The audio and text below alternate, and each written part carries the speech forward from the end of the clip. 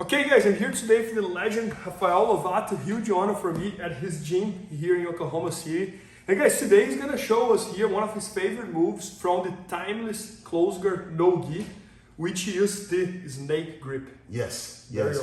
So a lot of times people think that without the gi, close guard is kind of useless because I don't have the lapels and the belt and all that stuff to work with. But the same thing works in reverse. You don't have the lapels and the belt to help you get postured.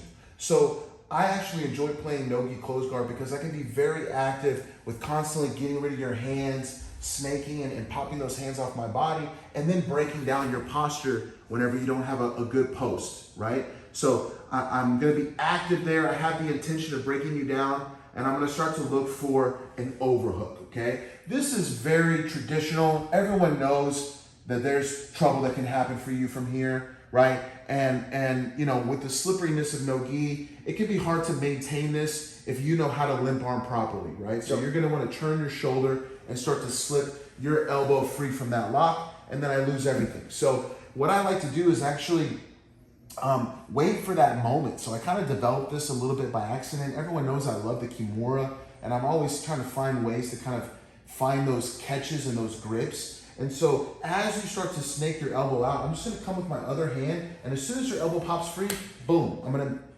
just clasp my hand on the back of your tricep, and I'm gonna make almost like an RNC lock, okay? Your neck choke on my elbow. Yeah, so I have my hand on my bicep, this one over there, and I'm squeezing my elbow tight to my body.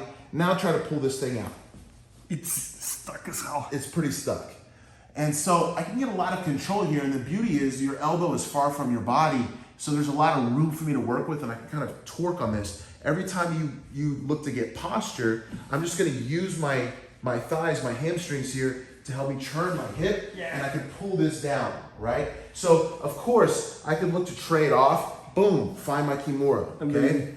But a lot of times, once I get this angle, like you know there's big trouble, and I see the person post that hand to get their head up, right? So now I know there's access for me to shoot my leg over, start to get to triangle position. I can lock my triangle and keep working on this arm, you know, or maybe just finish my triangle straight on. Yeah, this gives me just a great sense of control and you know, grip without having a grip necessarily, without having cloth. So I love this. And it almost feels like a mix of like Kimura, omoplata. There's a lot of, it reminds me a lot of things here. We break it all down, some options to go this way.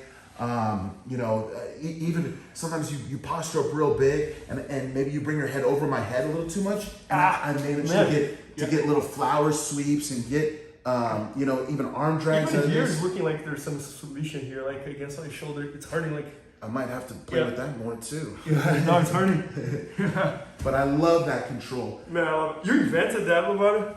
I mean, I don't know. I never saw you were doing. No one taught it to me. But it was about 15 years ago for my second ADCC.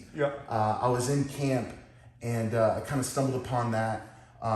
Even from butterfly, I was using it from butterfly with an overhook, and then catching it, and then putting my hooks into the game. But it's just stuck with me ever since, and it's always something that I'm constantly looking for. And with no gi, it's just like I said, it's so hard for you to keep your hands in good position. So I have the intention of, oh, close guard is a place to rest. No, close guard is a place to attack. Because there's no better place for me to be fully offensive minded than close guard when I'm on my back, right? And so I always have that intention, and I know that when you're in my close guard, you're not fast, you're not, you know, there's no offense. It's something that's timeless. It's going to work forever. So I think everyone should have some close guard game in their jiu-jitsu, and it's one thing that I love to teach. Yeah, it's one of the only positions in jiu-jitsu that it seems neutral, but the guy on top has literally like no submissions and no attacks. Because even guard passing, he has to open the guard first. You can claim that he has some crazy Ezekiel there, but I mean, like it's zero submissions from there and zero guard passing. So we have 100, they have zero. No, I love it. I love it. So guys, Lovato shot an entire instruction this week, all about close guard no gi, so timeless close guard no gi. It's gonna be at BJJFanatics.com very soon. Maybe by the time you're watching, it's already there. So make sure to check that out. And thank you, Lovato. Thank you, brother. Thanks, guys. Please help me out to grow my YouTube channel. Just click subscribe. And to watch more videos, just click under See More Videos. I hope you enjoyed. BJJFanatics.com. Use the promo code YouTubeFaria to get 10% off any instructional video. Improve your jiu-jitsu faster.